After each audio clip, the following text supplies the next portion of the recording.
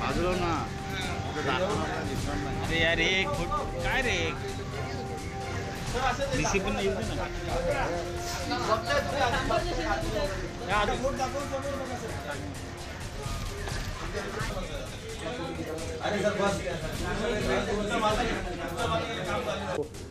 अमरावती के उधर के रहने वाले हैं और उन्होंने जो है ये डियर का जो है उसका मतलब शिकार करके उसका जो है वो स्किन एंड उसके हॉर्न्स जो है वो सब बेचने के लिए यहाँ लोग आ रहे थे और इसको पकड़ा है उनको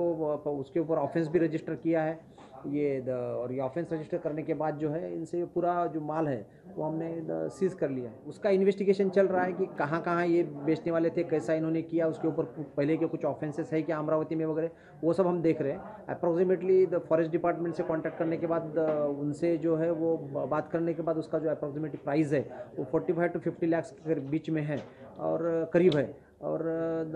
इंटरनेशनल मार्केट में प्राइस कुछ अलग हो सकता है इसका, बट जो है वो